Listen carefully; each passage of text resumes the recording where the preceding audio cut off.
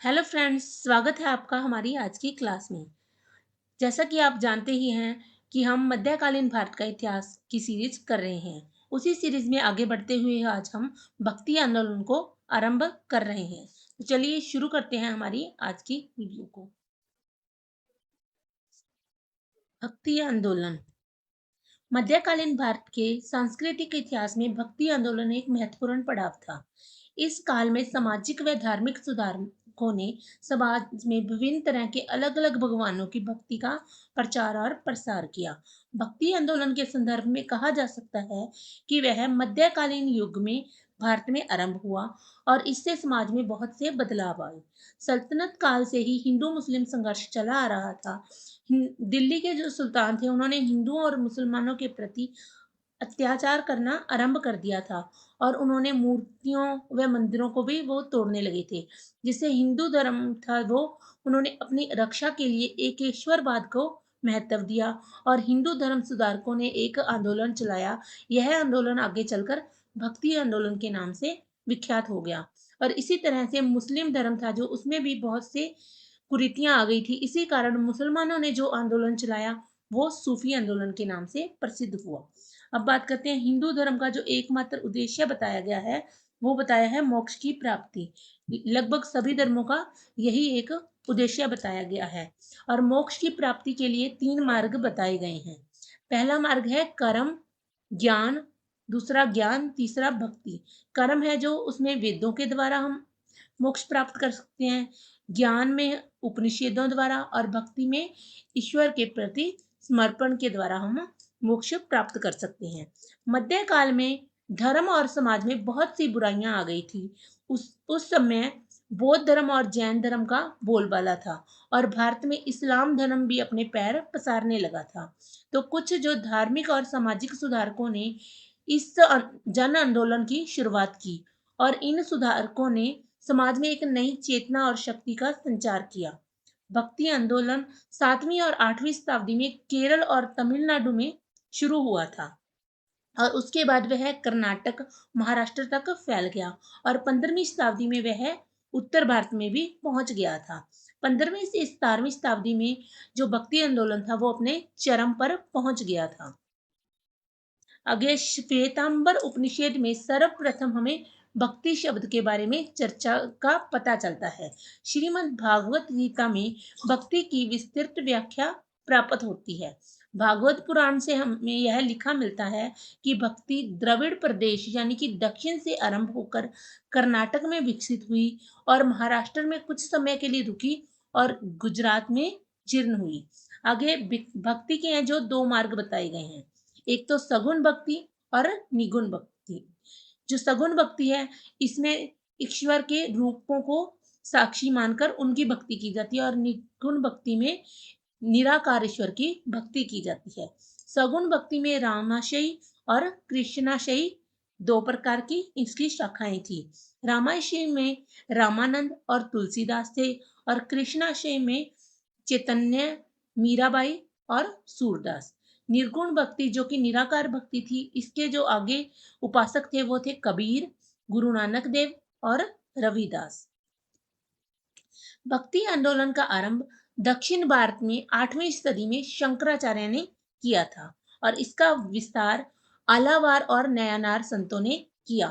अब देखते हैं आलावार क्या होते हैं। आलावार संत थे जो विष्णु और उनके रूपों की पूजा करते थे और इनके संतों की संख्या 12 थी और ये वैष्णव धर्म में मानते थे और इसके प्रवर्तक कौन थे? वासुदेव कृष्ण या फिर वृष्टि कृष्ण उन्हें बोला जाता है। इनके धर्म को भागवत धर्म कहा जाता है। महाभारत के काल में कृष्ण को विष्णु कहा गया और वैष्णव धर्म की स्थापना हुई और इसी के अनुयायी अलावार थे। अलावार संतों के बारे में हम पढ़ते हैं जो कि 12 संत हैं, उनके नाम देख लेते हैं। पहले पल्लव वंश में थे जो संत, उनके नाम देखते हैं। पल्लव वंश में थे पोयागई, पोयालवार और तिरुमल रुई और भूतार। उसके बाद चोल वंश आता है, उसमें 3 उसके संत होते हैं आलावार की। उनके नाम है तोंडर दिप्योंडी, तिरुपयान और तिरुमगाई। आगे है पल्लव वंश, इसमें भी 4 संत आते हैं, जो आलावार संत होते हैं। इनके नाम है नमालवार, पेरियारवार, मधुर कवि और अंडाल। और अंडाल थी जो एक स्त्री थी, बाकी सारे तो पुरुष थे। इन 12 में से सिर्फ एक जो अंडार थी वो स्त्री थी। आगे है चेर वर्ष में सिर्फ एक ही आलावार संत हुआ है, उसका नाम था कुलशेखर। आगे जो नयानार संत हैं उनकी संख्या 63 थी और ये सभी शैव धर्म के प्रवर्तक थे। इनके संतों के नाम देख लेते हैं। तिरुवुक्कर्षु या फिर इन्हें अपार कहा जाता है। ये सभी पल्लव शासकों का इन्हें संरक्षण प्राप्त था और इन्हीं के प्रभाव से जो महेंद्र वर्मन प्रथम था वो शैव बन गया था, जो कि पहले जैन धर्म में विश्वास रखता था। आगे है तिरुज्ञान समंदरम। जो तिरुज्ञान समंदरम थे, इन्हें 3 वर्ष की आयु में ज्ञान प्राप्त हो गया था और उनके प्रभाव से ही पांड्य राजाओं और जनता ने शैव धर्म को अपना लिया था। सुंदर मूर्ति, इन्होंने 1000 गीतों का संग्रह लिखा और कम आयु में ही उनकी मृत्यु हो गई थी और उन्हें ईश्वर मिश्रा की उपाधि दी गई थी। आगे है मणिक वाचगार। इन्हें पांड्यों का संरक्षण प्राप्त था। और जो नयानार संत थे, इन्होंने दीप प्रबंधकम लिखा जिसमें कि गीतों का संग्रह था।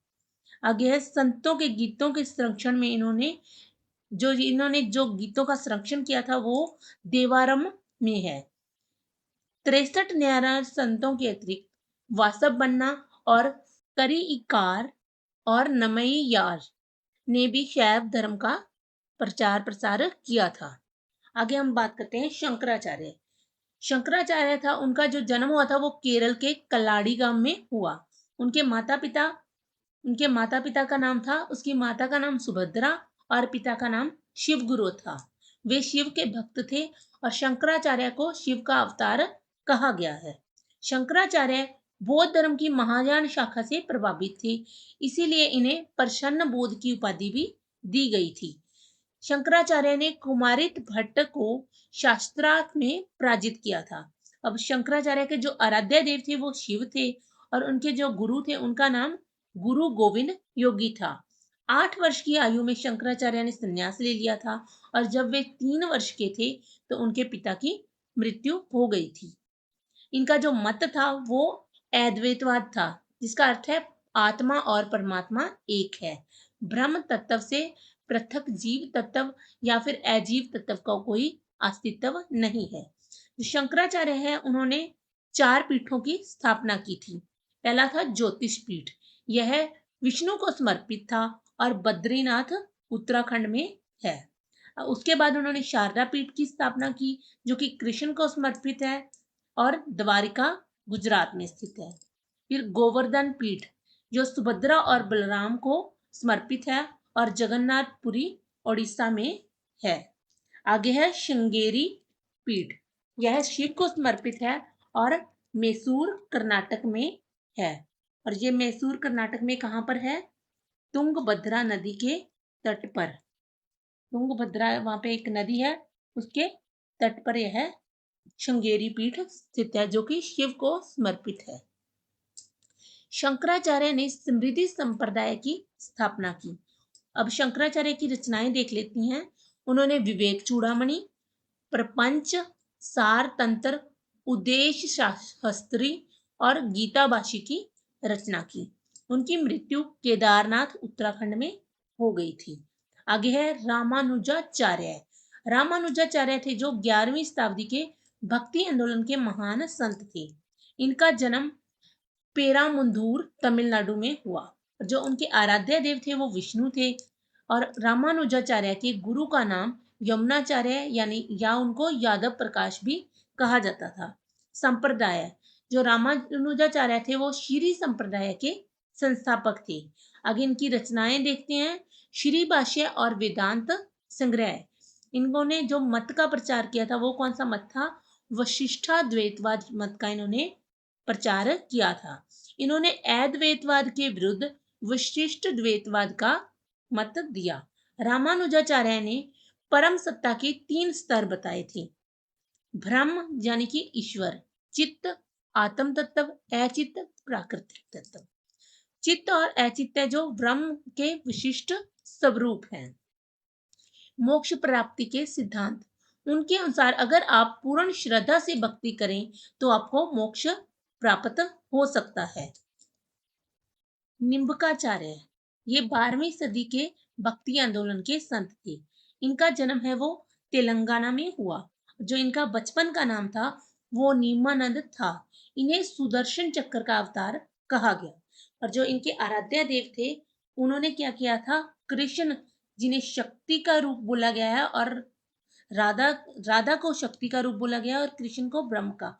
और उन्होंने कृष्ण और राधा के की युगलो उपासना की थी। इनके गुरु का नाम नारद था। संप्रदाय, निम्बकाचार्य ने निम्बार्क संप्रदाय की स्थापना की थी और इनको इसके संप्रदाय को हंस और सनक संप्रदाय भी कहा गया। इनका जो मत था द्वैताद्वैतवाद या फिर इसे भेदाभेदवाद भी कहा जाता है। इन्होंने जो पीठ की स्थापना की थी वो थी सलीमाबाद, जो अजमेर में स्थित है। निम्बार्क कोट भी बोला जाता है। आगे है माधवाचार्य। यह 13वीं सदी में भक्ति आंदोलन के प्रमुख संत रहे। इनका जन्म उडुपी कर्नाटक में हुआ और इन्हें वायु का अवतार माना जाता है।